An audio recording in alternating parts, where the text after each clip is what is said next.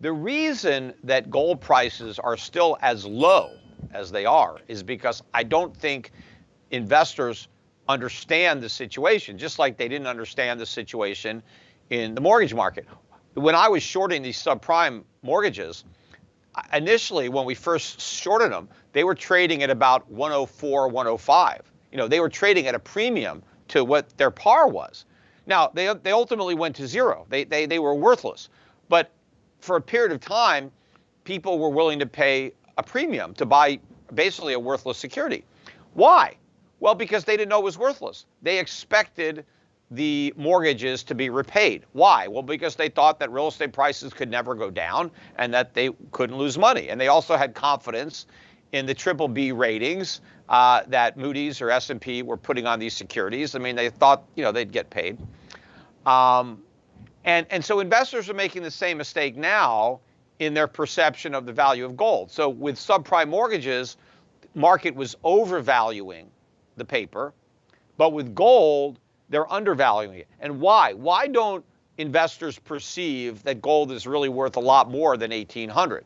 Because they believe the Fed is going to be successful in returning inflation to 2%. And so they're pricing gold for a global economy where inflation stays at 2%, as far as the eye can see, as soon as the Fed, gets it right back down there. And they believe that this fight against inflation, as the Fed succeeds in returning inflation to 2%, that this fight is also going to be a negative for the market, for gold, because it's going to push up the dollar, which is going to hurt gold, right? Rising rates, they say, is bad for gold. So investors believe a bunch of things about the economy and gold, similarly the way they believed a bunch of things about real estate and those subprime mortgages that are going to turn out to be false. As I said earlier, the Fed is not going to be able to get inflation anywhere near 2%. We are going to be living in a high inflation environment indefinitely, much, much higher than 2%. And we're going to have negative real interest rates. Because even with 5, 6, 7, 8% interest rates, the inflation rate is going to be above that. So that is an environment where gold should be soaring. And when the price of gold has to get revalued based on a much higher inflationary environment than what the investors now perceive, and negative real interest rates as far as the eye can see, and as investors start to perceive the potential of maybe hyperinflation or inflation not only not returning to 2%, but accelerating to a much higher plane based on all the money that's going to have to be printed to avoid a default, which would be even more difficult politically than inflation. Because with inflation, they could always blame it on somebody else. That's why they like to lie and pretend inflation is rising prices rather than an expanding money supply. Prices rise as a result of inflation, but the government likes to pretend that it's the rising prices that are inflation because then they can blame the business owners for gouging their customers. They don't have to accept responsibility. But when investors recognize that, wait a minute, inflation is not going to be 2%, it's going to be more like 10% or whatever it is. And now you have to figure out, well, what is a gold and what is an ounce of gold worth today if inflation is going to compound at 10% instead of 2%? Well, what is it worth? $10,000, $15,000? I mean, I don't know. I haven't really done the numbers, but it's worth a lot more than what you think it's worth when you believe inflation is not a threat and is going to stay low. So at some point, just like when reality hit the subprime market and all of a sudden the bottom dropped out and there were no bids and it went to zero, when the market investors come to the same realization about inflation, then gold's going to soar. There'll be all bids, there'll be no offers. Nobody will want to sell gold at these prices, and the price will go up very quickly. How high, it's hard to say, but much higher than it is now. Look, I think there's a lot of support around 1,800, so I really wouldn't look for prices to move much lower than that.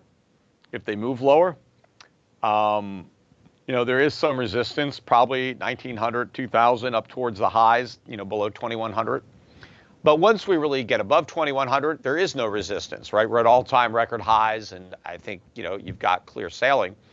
Again, it's a question of when is the narrative going to change? Now, I am in the pivot camp. I firmly believe that when push comes to shove, the Fed will pivot, meaning that when the fight against inflation does enough collateral damage to not just the markets, but really the financial system and the economy, when you start to see potential bankruptcies or defaults, when you start to see the beginnings of, or maybe even a financial crisis.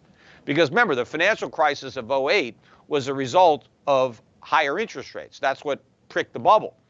And the problem was a lot of debt was taken out that couldn't be repaid at higher rates, right? So the same thing is happening now. It's just not concentrated in subprime mortgages. It's just more broad. There's a lot more debt that is non-payable. But the banks that were too big to fail in 2008 are even bigger now. And I think they're even more exposed. And they could still fail, except that these banks failing now would have much greater adverse consequences than what the consequences would have been had we let them fail, in 2008, 2009, whatever that would have been. And so when we get to a breaking point where the Fed has to make a decision between, do I keep fighting inflation because it's still above 2%, or do we try to stimulate the economy because it's imploding? Do I have to bail out these banks? Do we have to bail out hedge funds, or the U.S. government? What if the U.S. government is at a point where it can't make its Social Security payments? It can't pay interest on the debt. It needs the Fed's help. Is the Fed going to provide the help, or is the Fed going to tell the government, sorry, we can't help you. Inflation is still 5%. We have to keep on doing quantitative tightening. We can't buy any of the bonds. You just got to default, right? You got to tell the people on Social Security they can't get their money. So I don't think the Fed is going to do that. So the question is when. I think what the markets are finding out is that the pivot is not going to happen as soon as they thought, right? Because the inflation numbers are surprising everybody by how strong they are. Now, it doesn't surprise me because I've been saying the whole time, inflation is not going down.